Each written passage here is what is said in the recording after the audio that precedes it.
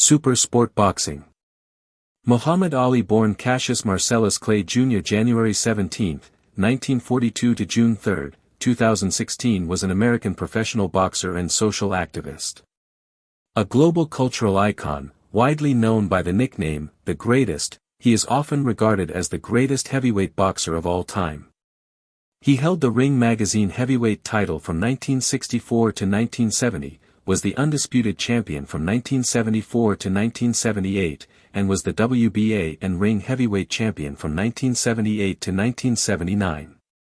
In 1999, he was named Sportsman of the Century by Sports Illustrated and the Sports Personality of the Century by the BBC. Born in Louisville, Kentucky, he began training as an amateur boxer at age 12. At 18, he won a gold medal in the light heavyweight division at the 1960 Summer Olympics and turned professional later that year. He joined the Nation of Islam in the early 1960s, but later disavowed it in the mid-1970s. He won the World Heavyweight Championship, defeating Sonny Liston in a major upset on February 25, 1964, at age 22. During that year, he denounced his birth name as a slave name and formally changed his name to Muhammad Ali. In 1967, Ali refused to be drafted into the military, owing to his religious beliefs and ethical opposition to the Vietnam War, and was found guilty of draft evasion and stripped of his boxing titles. He stayed out of prison while appealing the decision to the Supreme Court, where his conviction was overturned in 1971. He did not fight for nearly 4 years and lost a period of peak performance as an athlete. Ali's actions as a conscientious objector to the Vietnam War made him an icon for the larger counterculture of the 1960s generation, and he became a prominent, high-profile figure of racial pride for African Americans during the civil rights movement and throughout his career. He fought in several highly publicized boxing matches, including fights with Liston, Joe Frazier, including the fight of the century, to that point the biggest boxing event and the Thrilla in Manila, and George Foreman in the Rumble in the Jungle. At a time when many boxers let their managers do the talking, Ali became renowned for his provocative and outlandish persona. He was famous for trash talking, often freestyled with rhyme schemes and spoken word poetry, and is identified as a pioneer in hip-hop. He often predicted in which round he would knock out his opponent. As a boxer, Ali was known for his unorthodox movement, footwork, head movement, and rope-a-dope technique, among others. Outside boxing, Ali performed as a spoken word artist, releasing 2 studio albums, I Am the Greatest. 1963, and The Adventures of Ali and His Gang vs. Mr. Tooth Decay, 1976. Both albums received Grammy Award nominations. He also featured as an actor and writer, releasing 2 autobiographies. Ali retired from boxing in 1981 and focused on religion, philanthropy, and activism. In 1984, he made public his diagnosis of Parkinson's syndrome, which some reports attributed to boxing-related injuries, though he and his specialist physicians disputed this. He remained an active public figure, but in his later years made fewer public appearances as his condition worsened, and was cared for by his family. Early life. Cassius Marcellus Clay Jr. was born on January 17, 1942, in Louisville, Kentucky to Odessa Grady Clay and Cassius Marcellus Clay Sr. Clay Sr. was named for the 19th-century Republican politician and abolitionist Cassius Marcellus Clay. He was a descendant of slaves of the antebellum South, and was predominantly of African descent, with Irish and English heritage. DNA testing performed in 2018 showed that Clay was a descendant of the former slave Archer Alexander, the model of a freed man for the Emancipation Memorial. His father was a sign and billboard painter, and his mother a domestic helper. Although Cassius Sr. was a Methodist, he allowed Odessa to bring up both Cassius Jr. and his younger brother Rudy, later renamed Rahman Ali, as Baptists. Clay Jr. attended Central High School in Louisville and was dyslexic, which led to difficulties in reading and writing. He grew up amid racial segregation. His mother recalled one occasion when he was denied a drink of water at a store because of his race, saying it really affected him. He was also strongly affected by the 1955 murder of Emmett Till, taking out his frustration by vandalizing a local rail yard with a friend. He later told his daughter Hannah, "Nothing would ever shake me up more than the story of Emmett Till." Amateur career. Clay was first directed toward boxing by Louisville police officer and boxing coach Joe E. Martin, who encountered the 12-year-old fuming over a thief having taken his bicycle. He told the officer he was going to whoop the thief. The officer told Clay he had better learn how to box first. Initially, Clay did not take up Martin's offer, but after seeing amateur boxers on a local television boxing program called Tomorrow's Champions, Clay was interested in the prospect of fighting. He then began to work with trainer Fred Stoner, whom he credits with giving him the real training, eventually molding my style, my stamina, and my system. For the last 4 years of Clay's amateur career he was trained by boxing cutman Chuck Bodak. Clay made his amateur boxing debut in 1954 against local amateur boxer Ronnie O'Keefe. He won by split decision. He went on to win 6 Kentucky Golden Gloves titles, 2 Chicago Golden Gloves, 2 National Golden Gloves titles, 2 Amateur Athletic Union national titles, the U.S. Olympic trials, and the light heavyweight gold medal in the 1960 Summer Olympics in Rome. Clay's amateur record was 100 wins with 5 losses. In his 1975 autobiography he recalled that shortly after his return from the Rome Olympics, he threw his gold medal into the Ohio River after he and a friend were refused service at a whites-only restaurant and fought with a white gang. The story was later disputed, and several of his friends, including Bundini Brown and photographer Howard Bingham, denied it. Brown told Sports Illustrated writer Mark Cram, "Hunkies sure bought into that one." Thomas Hauser's biography of Ali stated that Ali was refused service at the diner but that he lost his medal a year after he won it. Ali received a replacement medal at the Georgia Dome during the 1996 Olympics in Atlanta, where he lit the torch to start the Games. Professional career. Early career. On-site poster for Cassius Clay's 5th professional bout. Clay made his professional debut on October 29, 1960, winning a 6-round decision over Tony Hunsaker. From then until the end of 1963, Clay amassed a record of 19-0 with 15 wins by knockout. He defeated boxers including Tony Esperti, Jim Robinson, Donnie Fleeman, Alonzo Johnson, George Logan, Willie Besmanoff, Lamar Clark, Doug Jones, and Henry Cooper. Clay also beat his former trainer and veteran boxer Archie Moore in a 1962 match. These early fights were not without trials. Clay was knocked down by both Sonny Banks and Cooper.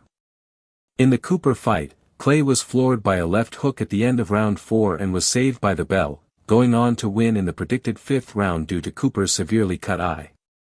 The fight with Doug Jones on March 13, 1963, was Clay's toughest fight during this stretch. The number 2 and 3 heavyweight contenders respectively, Clay and Jones fought on Jones' home turf at New York's Madison Square Garden. Jones staggered Clay in the first round, and the unanimous decision for Clay was greeted by boos and a rain of debris thrown into the ring. Watching on closed-circuit TV, heavyweight champ Sonny Liston quipped that if he fought Clay Liston, might get locked up for murder. The fight was later named Fight of the Year by The Ring magazine. In each of these fights, Clay vocally belittled his opponents and vaunted his abilities. He called Jones an ugly little man and Cooper a bum.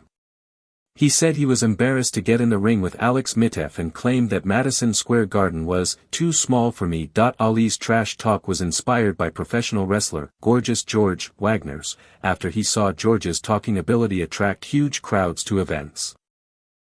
In a 1969 interview he stated that he met with George in Las Vegas in 1961, that George told him that talking a big game would earn paying fans who either wanted to see him win or wanted to see him lose. Thus Clay transformed himself into a self-described big mouth and a bragger. In 1960, Clay left Moore's camp, partially due to Clay's refusal to do chores such as washing dishes and sweeping.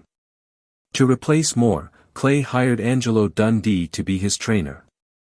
Clay had met Dundee in February 1957 during Clay's amateur career.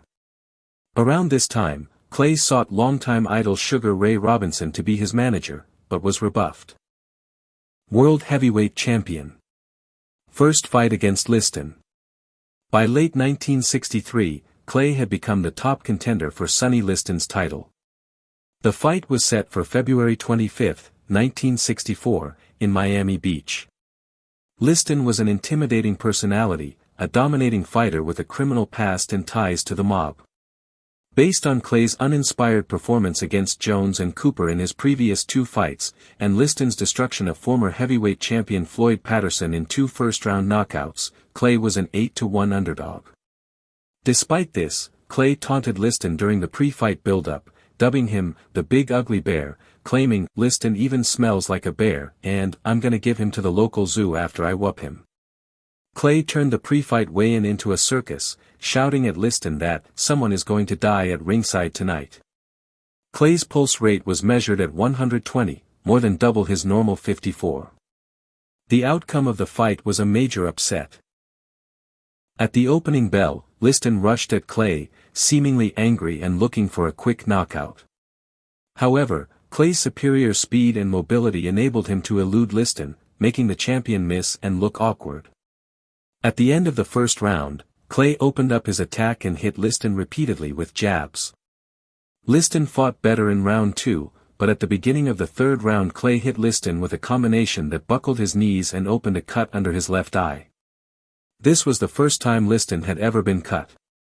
At the end of round 4, Clay was returning to his corner when he began experiencing blinding pain in his eyes and asked his trainer, Angelo Dundee, to cut off his gloves.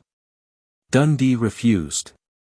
It has been speculated that the problem was due to ointment used to seal Liston's cuts, perhaps deliberately applied by his corner to his gloves. Though unconfirmed, boxing historian Bert Sugar said that two of Liston's opponents also complained about their eyes burning.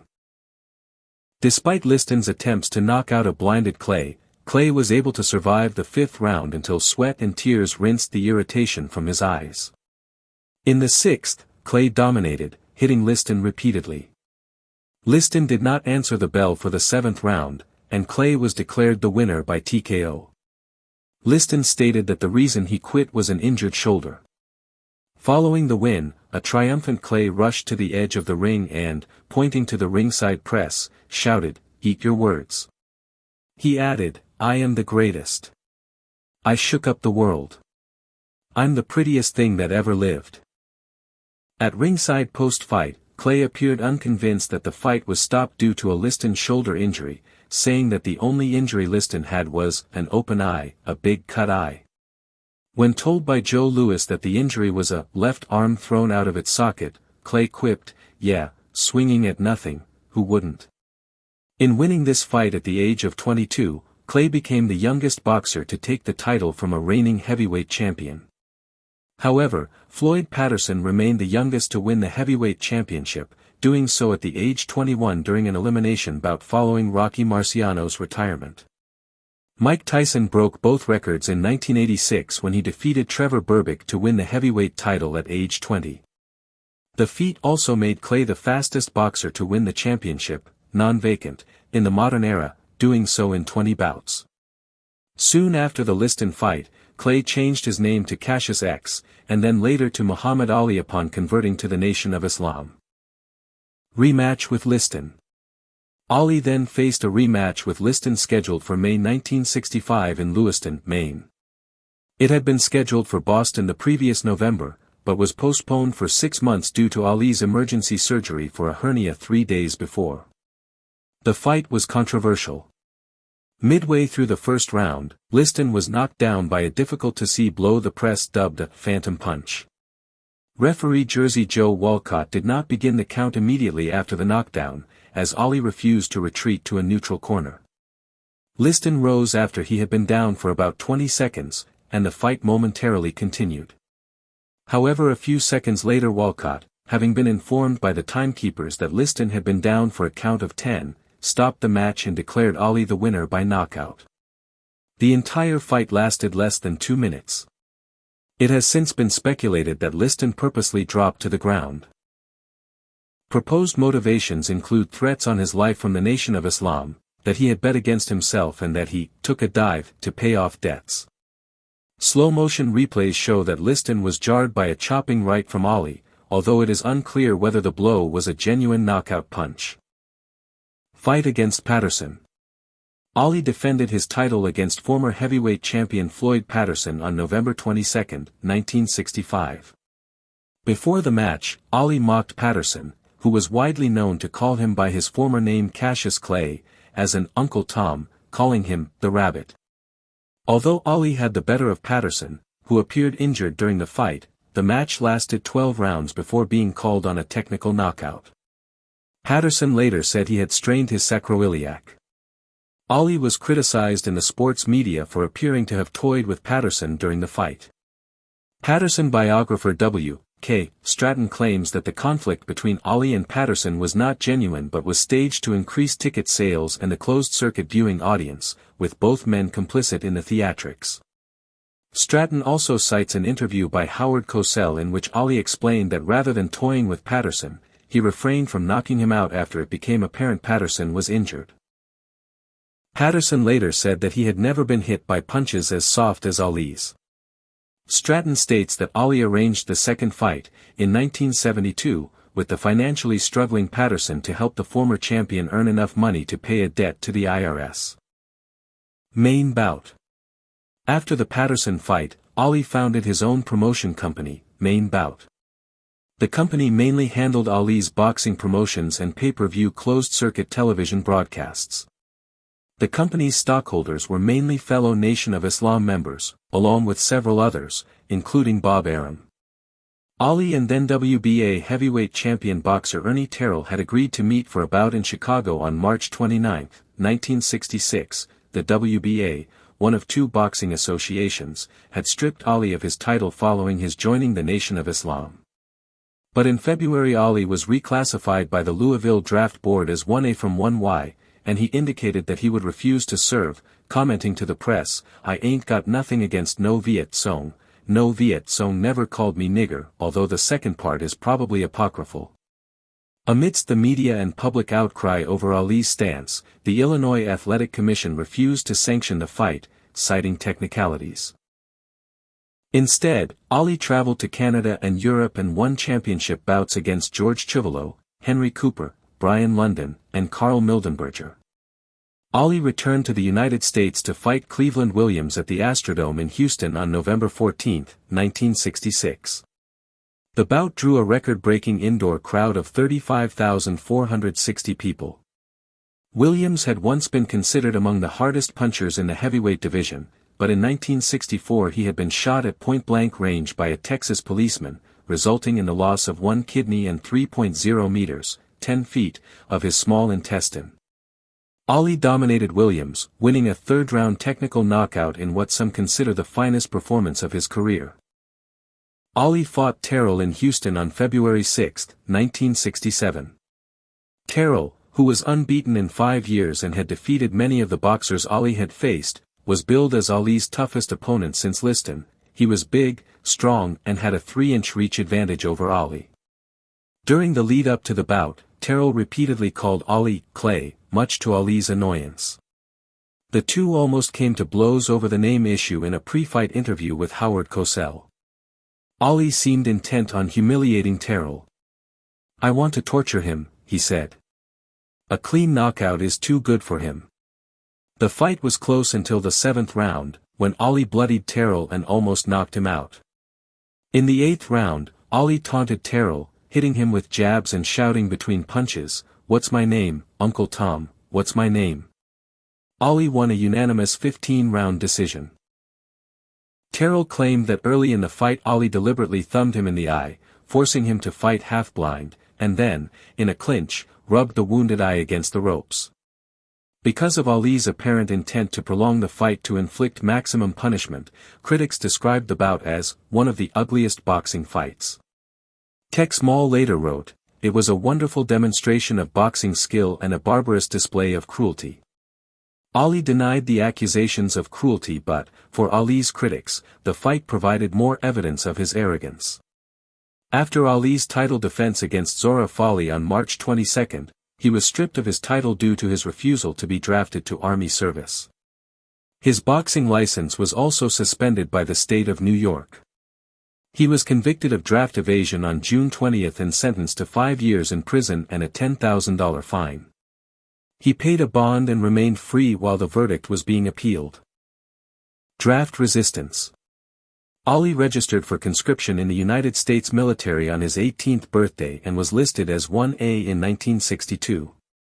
In 1964, he was reclassified as Class 1Y, fit for service only in times of national emergency, after he failed the U.S. Armed Forces qualifying test because his writing and spelling skills were substandard, due to his dyslexia. He was quoted as saying, "I said I was the greatest, not the smartest." By early 1966, the Army lowered its standards to permit soldiers above the 15th percentile, and Ali was again classified as 1A. This classification meant he was now eligible for the draft and induction into the U.S. Army at a time when the U.S. was involved in the Vietnam War, a war which put him further at odds with the white establishment. When notified of this status, Ali declared that he would refuse to serve in the army and publicly considered himself a conscientious objector. Ali stated, "War is against the teachings of the Quran. I'm not trying to dodge the draft. We are not supposed to take part in no wars unless declared by Allah or the Messenger. We don't take part in Christian wars or wars of any unbelievers." He also said, "We are not to be the aggressor, but we will defend ourselves if attacked." He stated, "Man, I ain't got no quarrel with them Viet Cong." Ali elaborated, "Why should they ask me to put on a uniform and go 10,000 miles from home and drop bombs and bullets on brown people in Vietnam while so-called Negro people in Louisville are treated like dogs and denied simple human rights?" Ali antagonized the white establishment in 1966 by refusing to be drafted into the U.S. military, citing his religious beliefs and opposition to American involvement in the Vietnam War. On April 28, 1967, Ali appeared in Houston for his scheduled induction into the U.S. Armed Forces, but he refused 3 times to step forward when his name was called. An officer warned him that he was committing a felony punishable by 5 years in prison and a fine of $10,000. Once more, Ali refused to budge when his name was called, and he was arrested. Later that same day, the New York State Athletic Commission suspended his boxing license and the World Boxing Association stripped him of his title. Other boxing commissions followed suit. Ali remained unable to obtain a license to box in any state for over 3 years.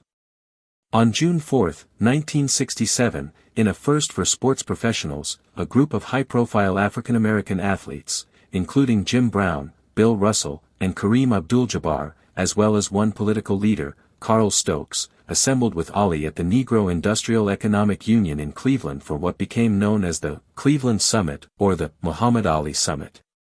The meeting was organized by Brown for his peers to question Ali about the seriousness of his convictions, and to decide whether to support him, which they ultimately did. At the trial on June 20, 1967, the jury found Ali guilty after only 21 minutes of deliberation of the criminal offense of violating the Selective Service laws by refusing to be drafted. After a court of appeals upheld the conviction, the case was reviewed by the U.S. Supreme Court in 1971. Ali remained free in the years between the appellate court decision and the Supreme Court ruling.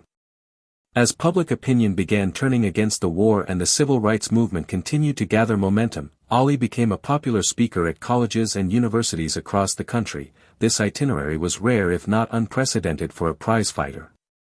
At Howard University, for example, he gave his popular "Black is Best" speech to 4,000 cheering students and community intellectuals, after he was invited to speak by sociology professor Nathan Hare on behalf of the Black Power Committee, a student protest group. On June 28, 1971, the Supreme Court of the United States in Clay v. United States overturned Ali's conviction by a unanimous 8-0 decision. Justice Thurgood Marshall recused himself, as he had been the U.S. Solicitor General at the time of Ali's conviction. The decision was not based on, nor did it address, the merits of Ali's claims per se. Rather, the court held that since the appeal board gave no reason for the denial of a conscientious objector exemption to Ali, it was therefore impossible to determine which of the 3 basic tests for conscientious objector status, offered in the Justice Department's brief, the appeal board relied on, and Ali's conviction must be reversed. In a 1974 interview, Ali said, "If they say stand and salute the flag, I do that out of respect, because I'm in the country. Ali would later say, "If America was in trouble and real war came, I'd be on the front line if we had been attacked. But I could see that the Vietnam War wasn't right." He also said, "Black men would go over there and fight, but when they came home, they couldn't even be served a hamburger." Impact of Ali's draft refusal. Ali's example inspired many black Americans and others. However, initially when he refused induction, he became arguably the most hated man in the country and received many death threats. People who supported Ali during this time were also threatened, including sports journalist Jerry Eisenberg, whose columns defended Ali's decision not to serve. He wrote, "Bomb threats emptied our office, making the staff stand out in the snow.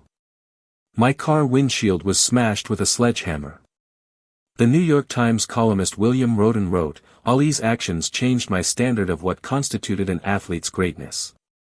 Possessing a killer jump shot or the ability to stop on a dime was no longer enough.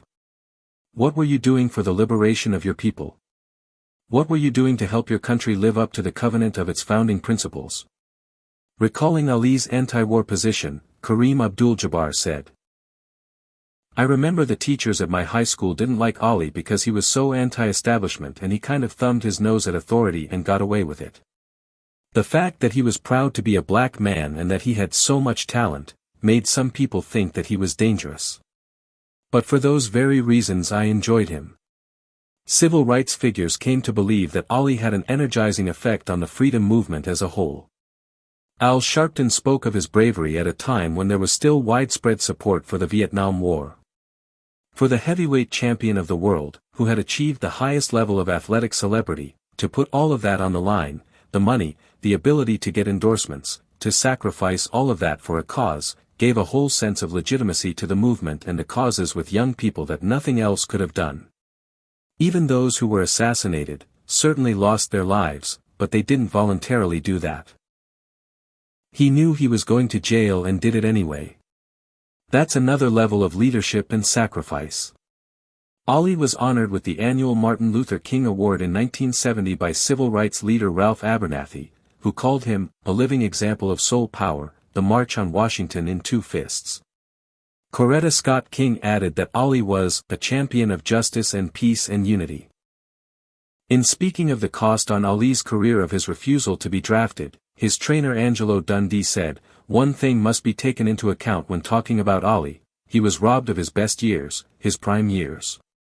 Ali's promoter Bob Arum did not support Ali's choice at the time, but in 2016 Arum stated, "When I look back at his life, and I was blessed to call him a friend and spend a lot of time with him, it's hard for me to talk about his exploits in boxing because as great as they were they paled in comparison to the impact that he had on the world. He did what he thought was right. And it turned out he was right, and I was wrong." NSA and FBI monitoring of Ali's communications. In a secret operation codenamed Minaret, the National Security Agency, NSA, intercepted the communications of leading Americans, including Ali, Senators Frank Church and Howard Baker, Dr. Martin Luther King Jr., prominent U.S. journalists, and others who criticized the U.S. war in Vietnam. A review by the NSA of the Minaret program concluded that it was disreputable if not outright illegal. In 1971, Ali's fight of the century with Frazier was used by an activist group, the Citizens Commission to investigate the FBI, to pull off a burglary at an FBI office in Pennsylvania. The anticipation for the fight was unlike anything else, so they believed the security would also be focused on the fight.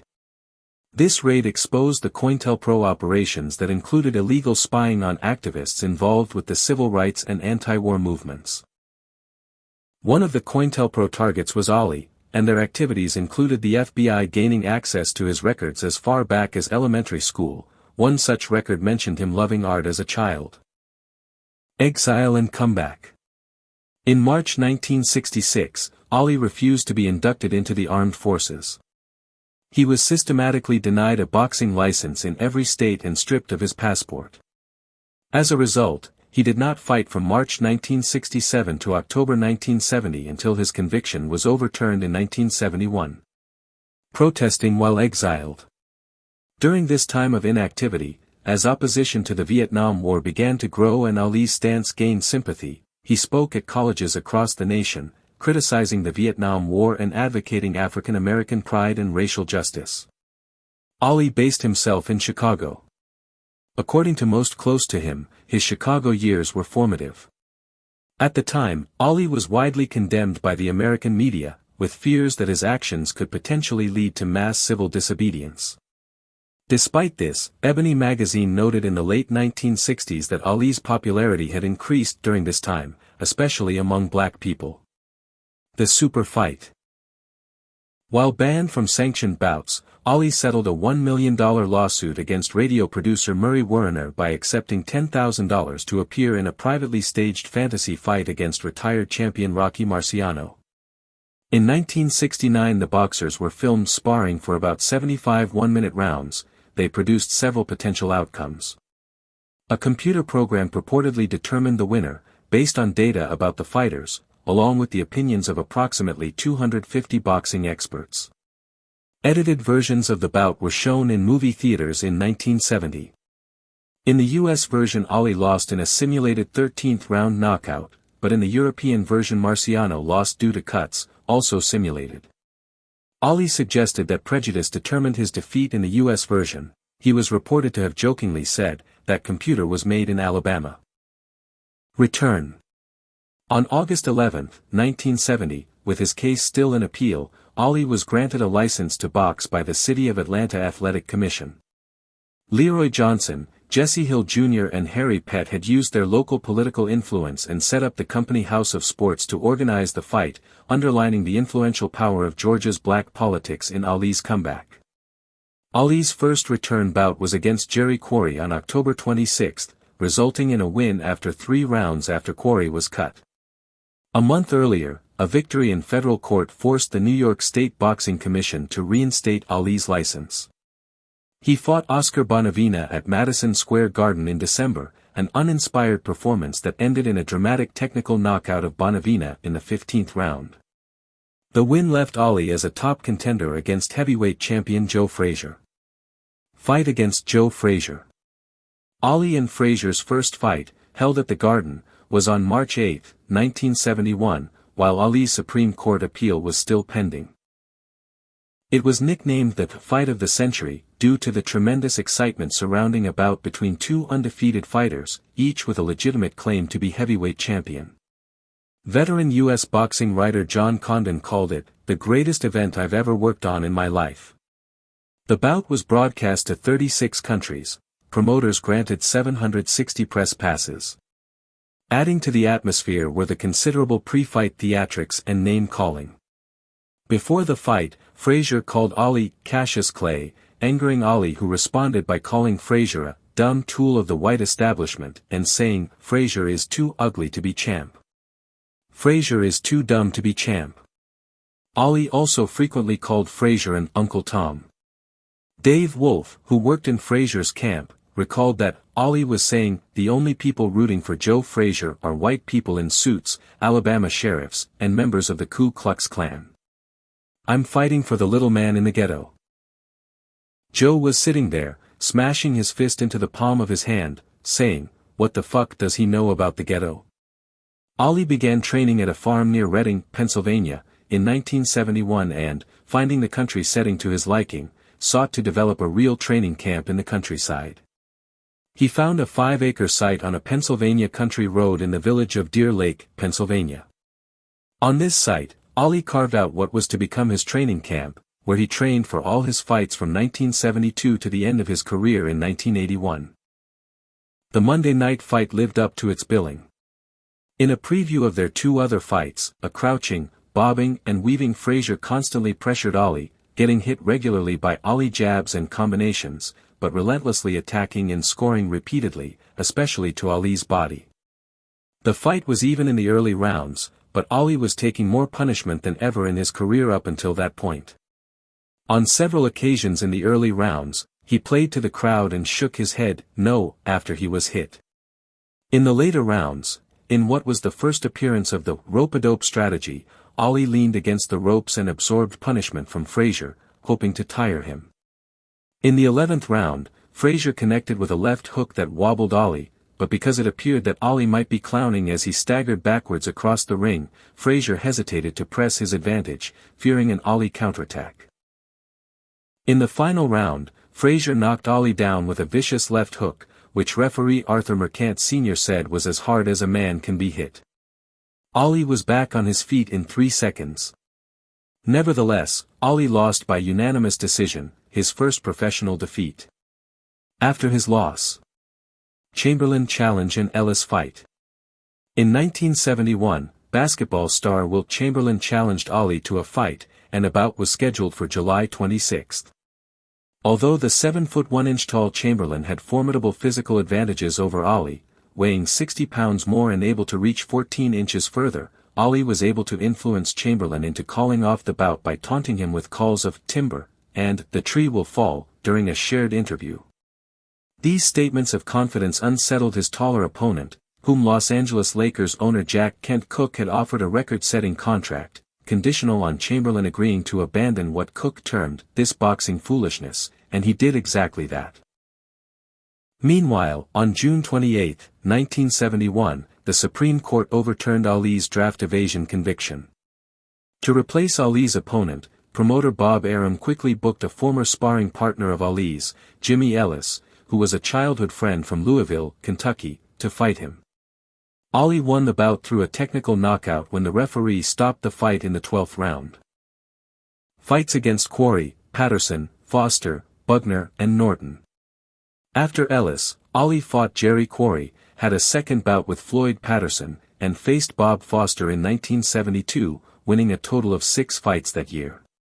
During 2 bouts he had in 1973 with Joe Bugner and Ken Norton, he wore a "People's Choice" robe given to him by Elvis Presley, who in later years Ali revealed became one of his close, personal friends. In 1973, before his fight with Norton, Tom Cushman, a boxing writer for the Philadelphia Daily News, said Ali was "gloriously overconfident" and didn't consider Norton a threat at all. But during the fight, either in the second round according to most press reports, or the final round according to Norton, Norton broke Ali's jaw and inflicted by decision the second loss of his career. After considering retirement, Ali won a controversial decision against Norton in their second bout.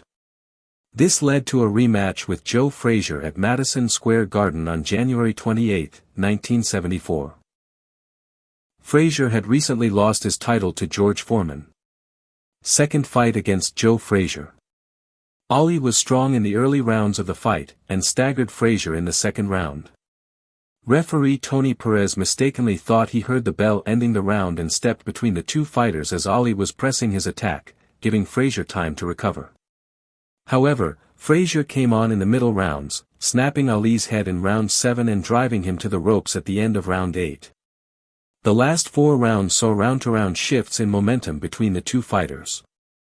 Throughout most of the bout, however, Ali was able to circle away from Frazier's dangerous left hook and to tie Frazier up when he was cornered, the latter a tactic that Frazier's camp complained of bitterly.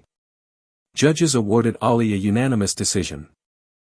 World Heavyweight Champion, second reign. The Rumble in the Jungle.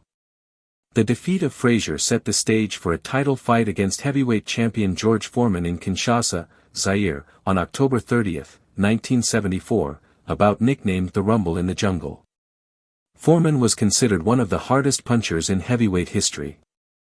In assessing the fight, analysts pointed out that Joe Frazier and Ken Norton, who had given Ali 4 tough battles and won 2 of them, had both been devastated by Foreman in second-round knockouts. Ali was 32 years old and had lost speed and reflexes since his 20s. Contrary to his later persona, Foreman was at the time a brooding and intimidating presence. Almost no one associated with the sport, not even Ali's longtime supporter Howard Cosell, gave the former champion a chance of winning. As usual, Ali was confident and colorful before the fight. He told interviewer David Frost, "If you think the world was surprised when Nixon resigned, wait till I whoop Foreman's behind." He told the press, "I've done something new for this fight. I done wrestled with an alligator, I done tussled with a whale, handcuffed lightning, thrown thunder in jail, only last week, I murdered a rock, injured a stone, hospitalized a brick, I'm so mean I make medicine sick." Ali was wildly popular in Zaire, with crowds chanting, Ali, Bome, Ali, kill him, wherever he went. Ali opened the fight moving and scoring with right crosses to Foreman's head. Then, beginning in the second round, and to the consternation of his corner, Ali retreated to the ropes and invited Foreman to hit him while covering up, clinching and counterpunching, all while verbally taunting Foreman. The move, which would later become known as the rope-a-dope, so violated conventional boxing wisdom, letting one of the hardest hitters in boxing strike at will, that at ringside writer George Plimpton thought the fight had to be fixed. Foreman, increasingly angered, threw punches that were deflected and did not land squarely. Midway through the fight, as Foreman began tiring, Ali countered more frequently and effectively with punches and flurries, which electrified the pro-Ali crowd. In the 8th round, Ali dropped an exhausted Foreman with a combination at center ring. Foreman failed to make the count. Against the odds, and amidst pandemonium in the ring, Ali had regained the title by knockout. Reflecting on the fight, George Foreman later said, "I thought Ali was just one more knockout victim until, about the 7th round, I hit him hard to the jaw and he held me and whispered in my ear, 'That all you got, George?' I realized that this ain't what I thought it was." It was a major upset victory, after Ali came in as a 4-1 underdog against the previously unbeaten, heavy-hitting Foreman. The fight became famous for Ali's introduction of the rope-a-dope tactic. The fight was watched by a record-estimated television audience of 1 billion viewers worldwide. It was the world's most-watched live television broadcast at the time. Fights against Wepner, Lyle and Bugner. Ali's next opponents included Chuck Wepner, Ron Lyle, and Joe Bugner. Wepner, a journeyman known as the Bayonne Bleeder, stunned Ali with a knockdown in the 9th round. Ali would later say he tripped on Wepner's foot. The fight inspired Sylvester Stallone to create the acclaimed film Rocky. 3rd fight against Joe Frazier. Ali then agreed to a 3rd match with Joe Frazier in Manila. The bout, known as the Thrilla in Manila, was held on October 1, 1975, in temperatures approaching 100 degrees Fahrenheit 38 degrees Celsius. In the first rounds, Ali was aggressive, moving and exchanging blows with Frazier. However, Ali soon appeared to tire and adopted the rope-a-dope strategy, frequently resorting to clinches. During this part of the bout Ali did some effective counterpunching, but for the most part absorbed punishment from a relentlessly attacking Frazier. In the 12th round, Frazier began to tire, and Ali scored several sharp blows that closed Frazier's left eye and opened a cut over his right eye. With Frazier's vision now diminished, Ali dominated the 13th and 14th rounds, at times conducting what boxing historian Mike Silver called target practice on Frazier's head. The fight was stopped when Frazier's trainer, Eddie Futch, refused to allow Frazier to answer the bell for the 15th and final round, despite Frazier's protests. Frazier's eyes were both swollen shut. Ali, in his corner, winner by TKO, slumped on his stool, spent. An ailing Ali said afterwards that the fight was the closest thing to dying that I know, and, when later asked if he had viewed the fight on videotape, reportedly said, "Why would I want to go back and see hell?" After the fight he cited Frazier as the greatest fighter of all times next to me. After the 3rd fight with Frazier, Ali considered retirement. He said, "I'm sore all over. My arms, my face, my sides all ache. I'm so tired. There is a great possibility that I will retire. You might have seen the last of me. I want to sit back and count my money, live in my house and my farm, work for my people and concentrate on my family." Later career. On February 2, 1976, Ali defeated Jean-Pierre Koopman by 5th round knockout. The WBC heavyweight title was not on the line for this fight. On April 30, 1976, Ali would fight Jimmy Young and win a controversial unanimous decision. Howard Cosell would remark that he had never seen Ali so off in his timing, and when asked on his performance against Young in the post-fight interview, Ali stated that he was getting old and that he was preserving his energy for Ken Norton. On May 24, 1976, Ali defeated Richard Dunn, winning by 5th round technical knockout. The punch used to knock Dunn out was taught to Ali by Taekwondo Grandmaster Jun Ri. Ri called that punch the acupunch. He learned it from Bruce Lee. The Dunn fight was the last time Ali would knock an opponent out in his boxing career. Ali fought Ken Norton for the third time in September 1976. The bout, which was held at Yankee Stadium, resulted in Ali winning a controversial decision that ringside commentators had scored in favor of Norton. Afterwards, he announced he was retiring from boxing to practice his faith, having converted to Sunni Islam after falling out with the Nation of Islam the previous year. After returning to beat Alfredo Evangelista in May 1977, Ali struggled in his next fight against Ernie Shavers that September, getting pummeled a few times by punches to the head. Ali won the fight by another unanimous decision, but the bout caused his longtime doctor Ferdy Pacheco to quit after he was rebuffed for telling Ali he should retire. Pacheco was quoted as saying, "The New York State Athletic Commission gave me a report that showed Ali's kidneys were falling apart. I wrote to Angelo Dundee, Ali's trainer, his wife and Ali himself. I got nothing back in response. That's when I decided enough is enough."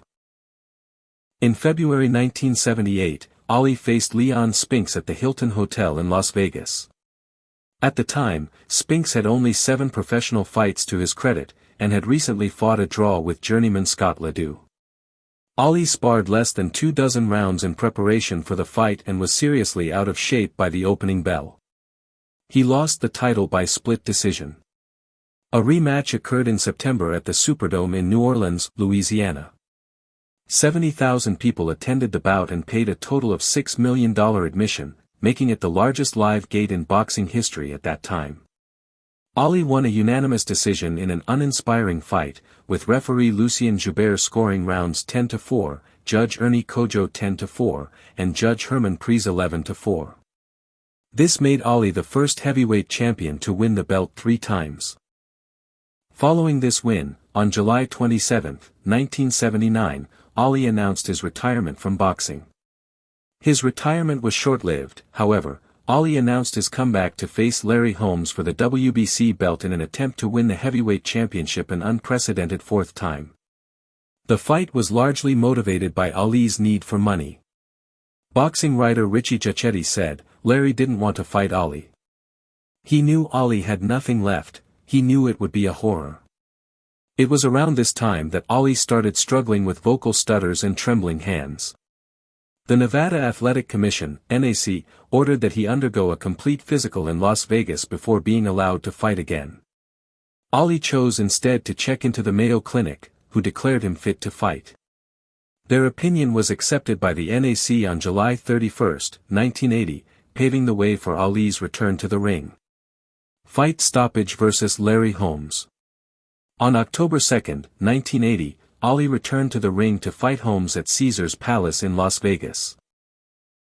Holmes, who fought under the nickname, the Easton Assassin, easily dominated Ali. After the 10th round, Angelo Dundee stepped into the ring and instructed the referee to stop the fight. It was the only time Ali ever lost by stoppage. Immediately after the fight, Ali was given painkillers and antidepressants, in violation of World Boxing Council rules prohibiting the administration of any drug before the post-fight urinalysis. Giachetti called the fight awful, the worst sports event I ever had to cover. Actor Sylvester Stallone was ringside for the fight and said that it was like watching an autopsy on a man who is still alive. The Holmes fight is said to have contributed to Ali's Parkinson's syndrome. Despite pleas to definitively retire, Ali fought one last time on December 11, 1981, in Nassau, Bahamas, against Trevor Berbick, losing a 10-round decision. Marriages and children. Ali was married 4 times and had 7 daughters and 2 sons. Ali was introduced to cocktail waitress Sanji Roy by Herbert Muhammad, who was to become Ali's longtime manager, and asked her to marry him after their first date. They married approximately 1 month later on August 14, 1964. They quarreled over Sanji's refusal to join the Nation of Islam. According to Ali, she wouldn't do what she was supposed to do. She wore lipstick, she went into bars, she dressed in clothes that were revealing and didn't look right. The marriage was childless and they divorced on January 10, 1966. Just before the divorce was finalized, Ali sent Sanjay a note, "You traded heaven for hell, baby." Ali's brother Rahman said that she was Ali's only true love and the Nation of Islam made Ali divorce her and Ali never got over it. On August 17, 1967, Ali married 17-year-old Belinda Boyd. In an interview with NBC6, Boyd recounted meeting Ali when she was 10 years old at her hometown mosque. Boyd stated Ali signed an autograph for her while humorously remarking on his future fame, saying, "Listen here little girl. This is my name. I'ma be famous.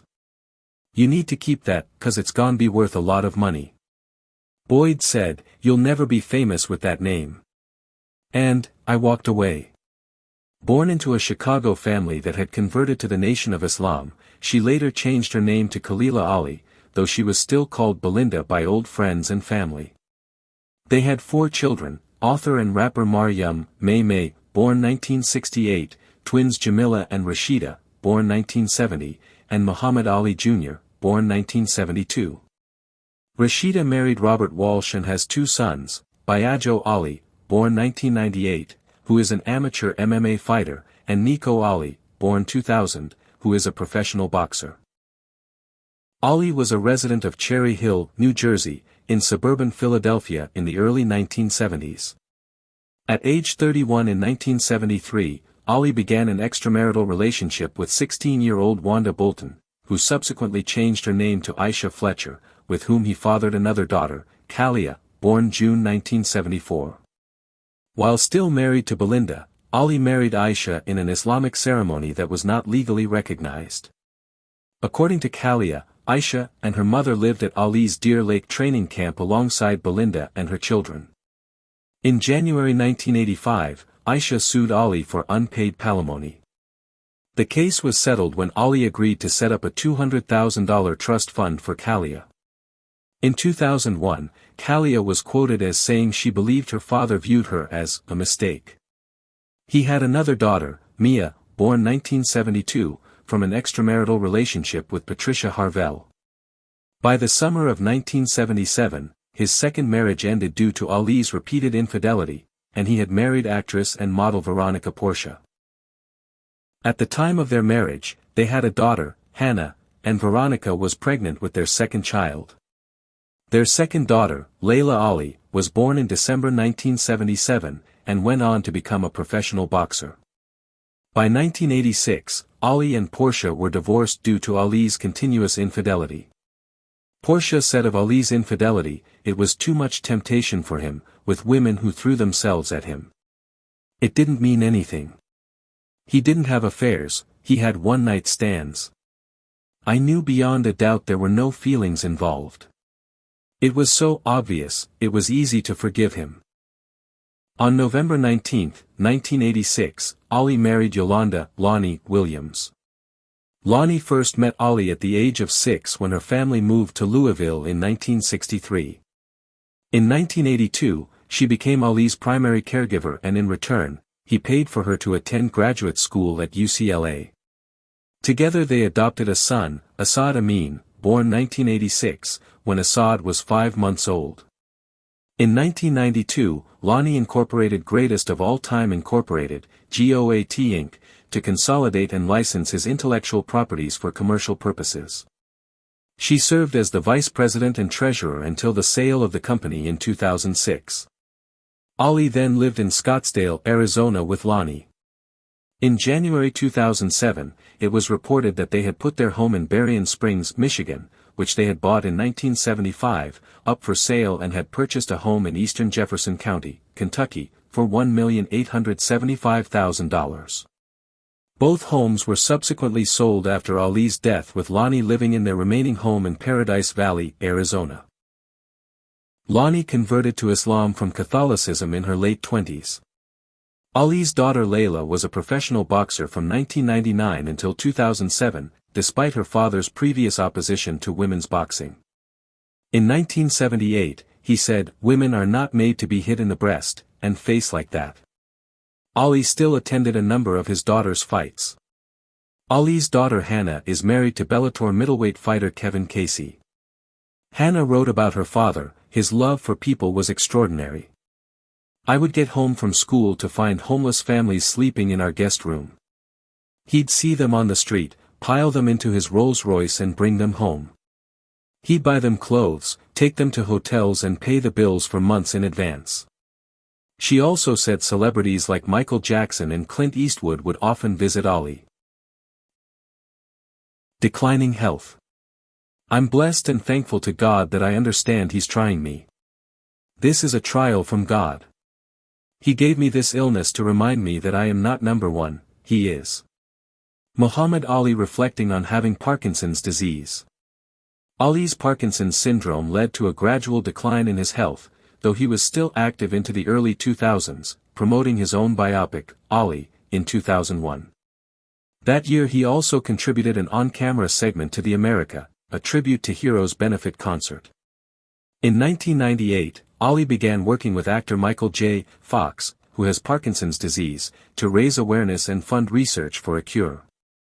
They made a joint appearance before Congress to push the case in 2002. In 2000, Ali worked with the Michael J. Fox Foundation for Parkinson's Research to raise awareness and encourage donations for research. In February 2013, Ali's brother Rahman Ali said Muhammad could no longer speak and could be dead within days. Ali's daughter May Ali responded to the rumors, stating that she had talked to him on the phone the morning of February 3 and he was fine. On December 20, 2014, Ali was hospitalized for a mild case of pneumonia. Ali was once again hospitalized on January 15, 2015, for a urinary tract infection after being found unresponsive at a guest house in Scottsdale, Arizona. He was released the next day. Death. Ali was hospitalized in Scottsdale, Arizona, on June 2, 2016, with a respiratory illness. Though his condition was initially described as fair, it worsened, and he died the following day at the age of 74 from septic shock. Super Sport Boxing. Subscribe, comment, like, and share.